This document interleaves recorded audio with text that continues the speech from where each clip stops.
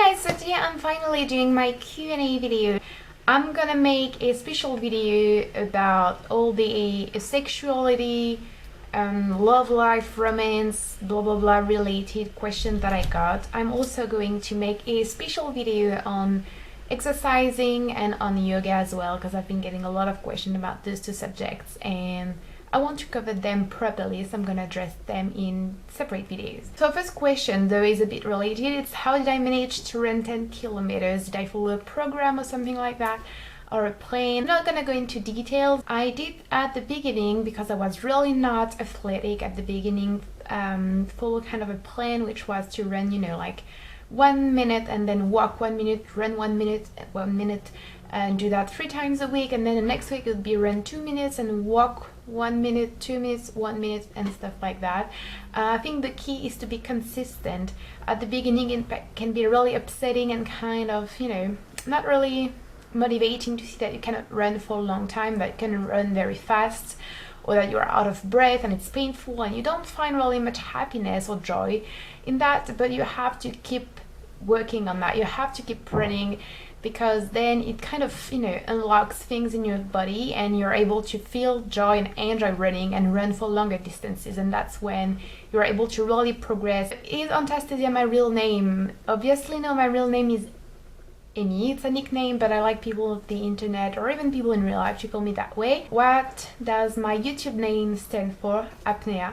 It's basically, I created my YouTube channel a long time ago and it comes from Apneatic, who is a fetish kind of model and actress, and I really loved her and I thought it was really pretty. She's still really pretty anyway, so that's where it comes from. Okay, doesn't the vegan lifestyle get boring after a while, or doesn't it become too much hard work?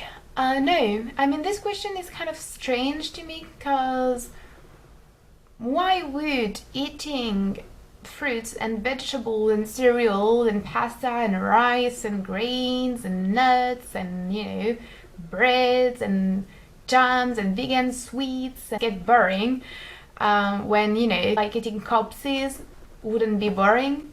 Why would it be too much hard work? Really, it's easy. It's just the same, slightly different, that's all. It's just that you're not buying dead things or byproducts of, you know, tortured and exploited animals. It's not difficult and it's not boring. It's actually really not boring. I'm pretty sure that I cook more kind of exotic and interesting and curious, funny things that most meat eaters. Do I have any summer goals or summer plans? We were planning with my sister to go to Greece this summer, but we didn't really find any good time, so we're probably gonna go there in October. No real traveling this summer because I don't have much money anymore. Just gonna hope that I will be able to meet with my friends. I really hope we can rent countryside house together and spend a week together and just, you know, catch up on everything that's been happening this year. I'd like to write a little bit more. I'd like to study my Japanese a bit more. Are you as open emotionally in real life as online, and are you still suffering from social anxiety? I would say that I am pretty much as open emotionally as I am online. Not like I go around in life telling people about my personal life, but if they ask me, most of the time I will be really willing to reply honestly. Also, if people want to talk about something, I'm always here to listen, and I'm not afraid to express my love and my concern and my tenderness for people.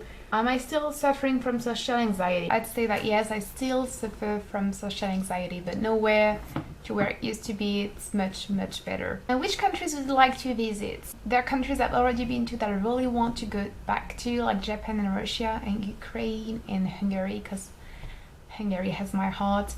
As for countries I've never been to and I'd like to visit for the first time, I am really dying to go to Jordan and Uzbekistan, Kazakhstan, Mongolia. I really want to go to like Vietnam and Nepal and all these countries that seem just amazingly beautiful, and Greece, and is there anywhere else I'd really like to go? And I really want to go to the States, really, but yeah. Have I ever tried drugs, or have I always held these views on drugs? Those views being me being really against drugs.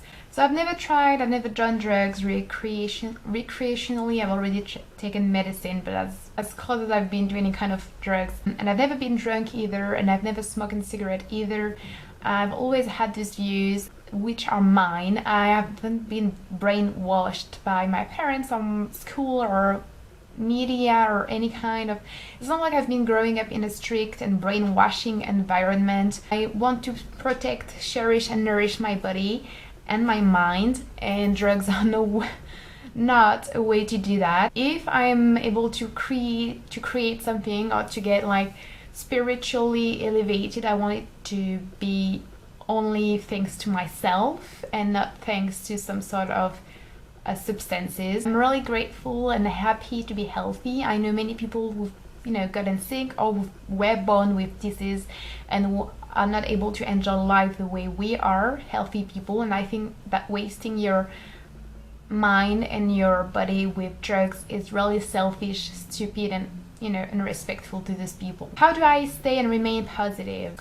First and foremost for me would be God. I know not everyone believes in any God. I do believe in God a lot. He's my light, he's my love, he's my friend really, and it's an energy that is present in my life every single day, and that has helped me go through many things, and that gives like a direction to my life. It's not something that I don't plan my life around God. It's not like it's given me a purpose in life that I wouldn't have if I were not to believe in a God, but it's just it lights up things in a different way, and it makes things clearer and more beautiful and more true, and that's very important for me, in my opinion, in my personal experience.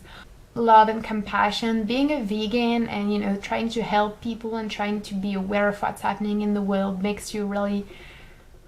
It's really sad. It's really heartbreaking and hard on your mind sometimes, but it's also when you find love in all other living beings, and when you're able to feel compassion and love towards other people, other animals, towards life itself and nature, it makes life much more beautiful and much more...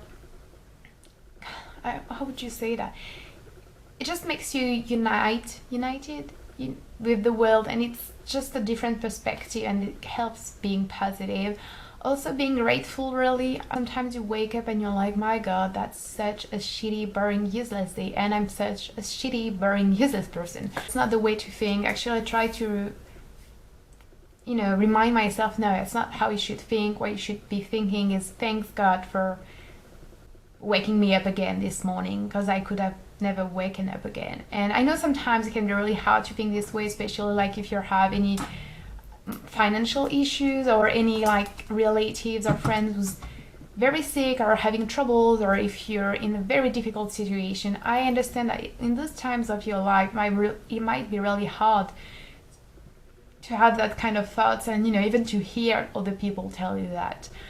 But I think life doesn't owe anyone anything, and there's nowhere where it's written that life was meant to be easy and always happy and nice to you. Life is a gift in itself, but you cannot expect it to be always positive and cheerful. Obviously sometimes things are very hard and unfair, but what good will it do you to be mad at life, or to be pessimistic, or to be gloomy and always see the bad sides of things? It's important to focus on the good, that's what you would say to anyone else, really.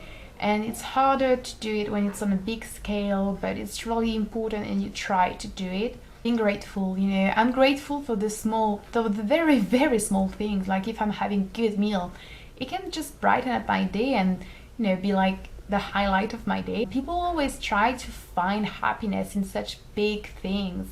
It's great sometimes, you have to have goals and desires and dreams, obviously, but it's also very important to look at the small things. They're what life is made of, like daily life is made of little things. Will you do a room tour? I've been getting this question so much. Yes, if you're interested, would you like to see that?